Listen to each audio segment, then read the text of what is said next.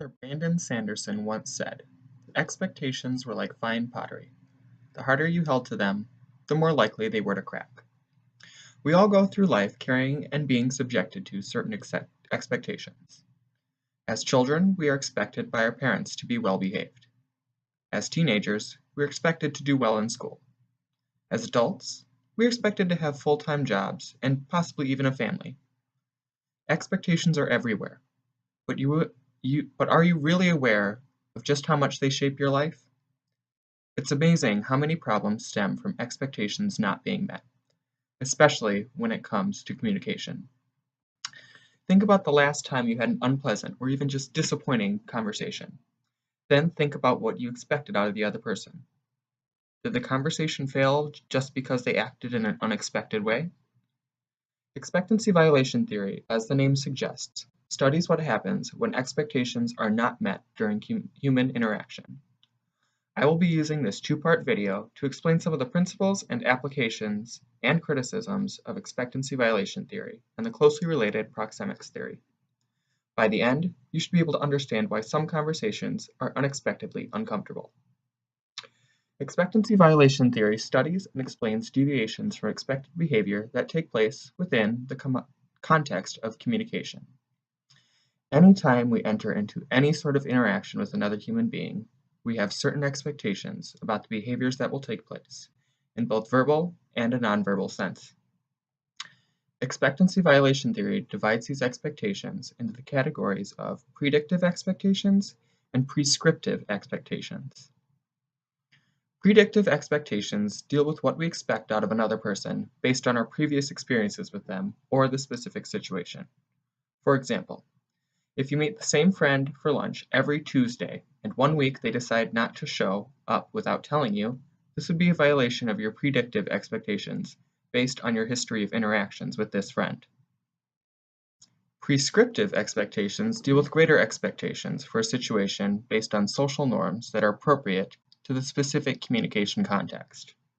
An example of violation of prescriptive expectations would be a complete stranger giving you a hug while you are out and about running errands.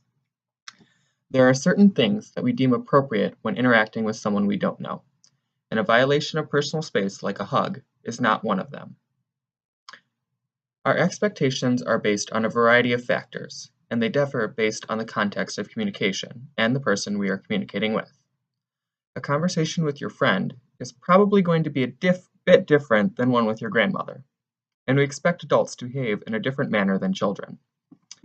CommunicationTheory.org bases expectancies on three factors: interactant characteristics, interpersonal characteristics, and environment. Interactant characteristics include things like demographic information about the person you're interacting with, such as gender, age, and any other physical or personality traits that cause you to have expectations of their behavior. Interpersonal characteristics are based on your relationship with the person you are interacting with. Things like how long you have known them, how much time do you spend around them, is your relationship professional or casual? All of these things cause you to expect certain behaviors.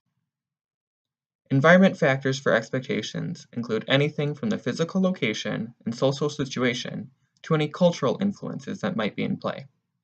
Conversations in a fancy restaurant are expected to have a different tone than ones in a bar. We also have certain expectations for intercultural communication that may or may not be accurate. Expectancy violation theory attempts to explain why things can appear to go wrong with communication. It explores all of the unexpected behaviors of humans and studies how we react to these violations. As you may have already noticed, expectancy violation theory covers a wide range of behaviors, situations, and forms of communication. It plays a role in topics like gender, sexuality, physical appearance, and just about any form of expression you can think of.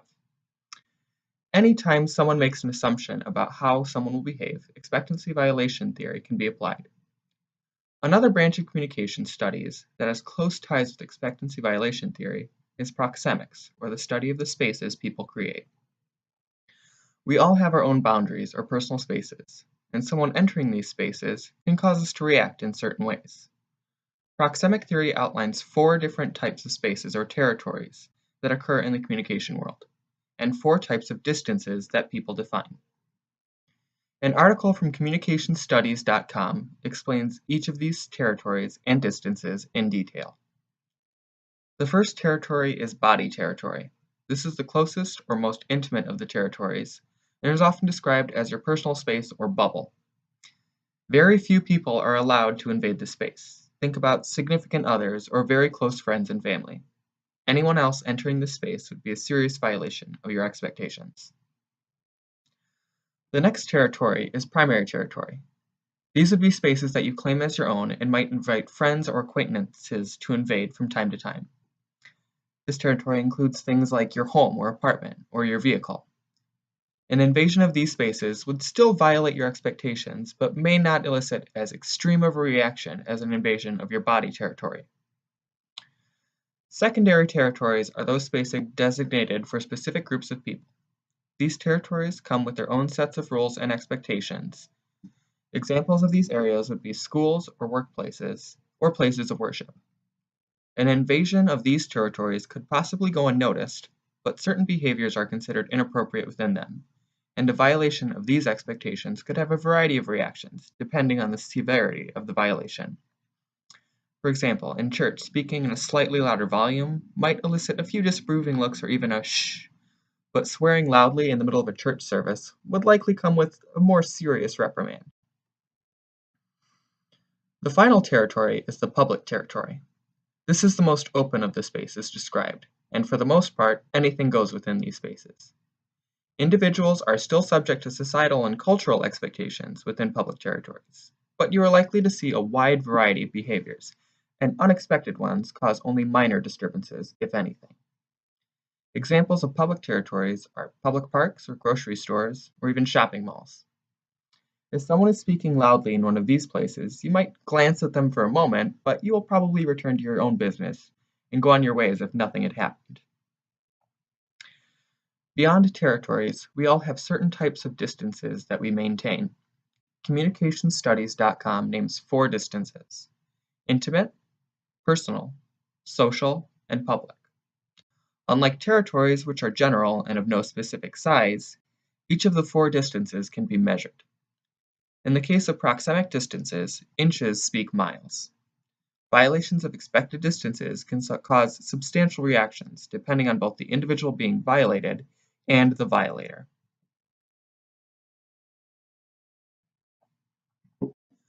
The closest distance is known as intimate distance, and is anywhere from 0 to 18 inches. This distance, much like body territory, is reserved for only those you have the closest relationship to, and only under certain circumstances can this distance be breached. Things like hugs and other displays of affection take place in this distance, and any prolonged invasion could cause feelings of discomfort if the behavior is not an established one, such as in the case of a significant other or close friend. Personal distance is anywhere between 18 inches and 4 feet. This distance would be maintained if you were involved in a conversation. It's close enough to hear what one another has to say, but still maintains a sense of personal space. Anywhere between 4 and 10 feet is defined as social space.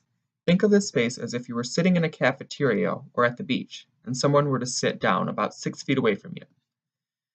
In these places, you expect to have some minor social interaction with other people, so this probably wouldn't be too much of an invasion for you. Anywhere beyond 10 feet is considered public space. Think about if you were sitting in a park and there were some people nearby playing frisbee or throwing a ball.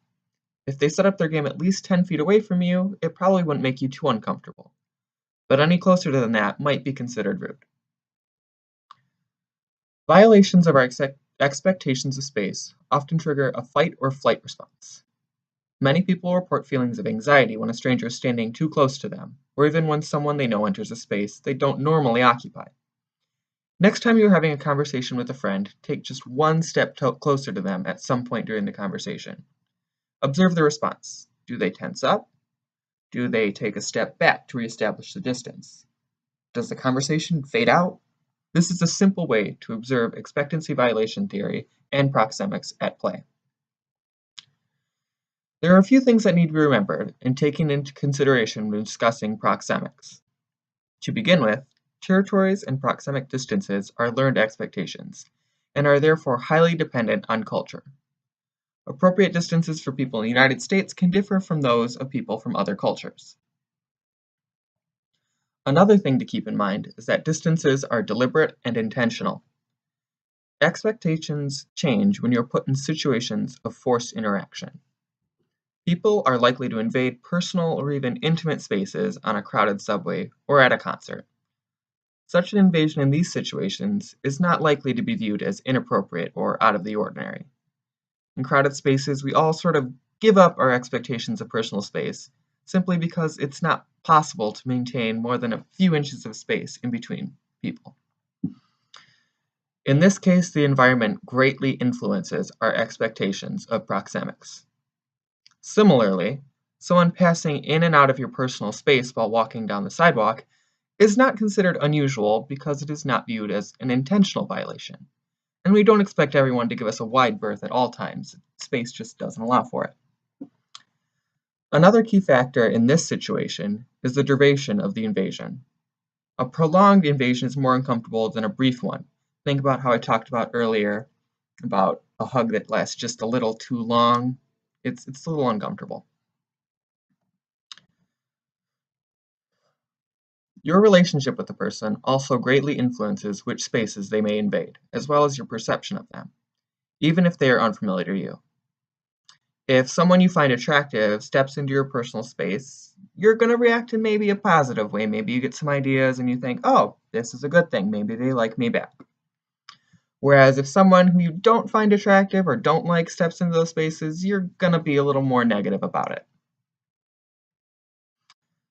Expectancy violation theory and proxemics theory are important to the understanding of human behavior in the context of communication, yet they are not perfect, much like any communication theory.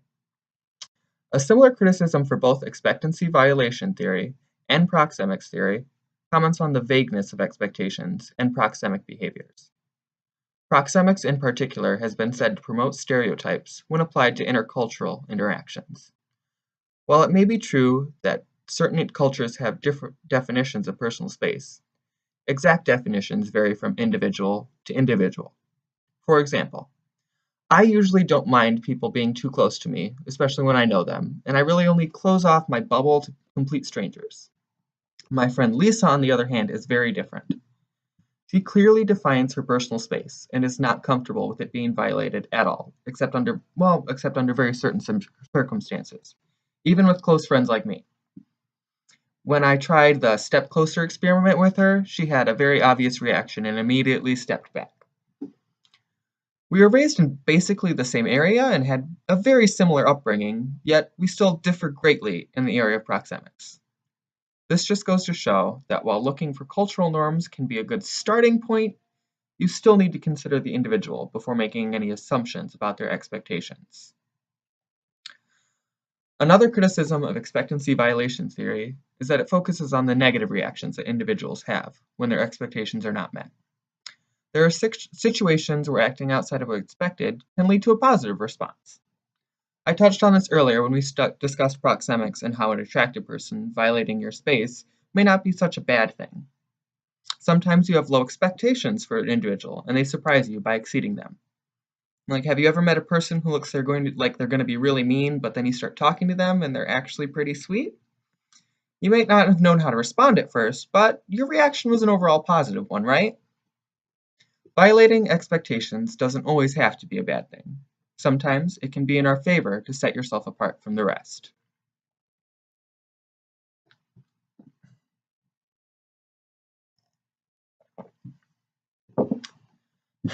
Human interactions can be confusing, especially when people act in unexpected ways. Expectations are an unavoidable thing in life, both the ones we have and the ones we are subject to. They are socially and culturally ingrained in us, but they aren't necessarily a bad thing. Expectancy violation theory attempts to explain our reactions to unexpected behavior, so that we can be better prepared for it, and maybe even benefit from it. Knowing a little more about why you're going to react to something in a negative way helps you combat it. It helps you prepare yourself. Defying expectations and standing out from the crowd can put you a step above your peers. Thank you.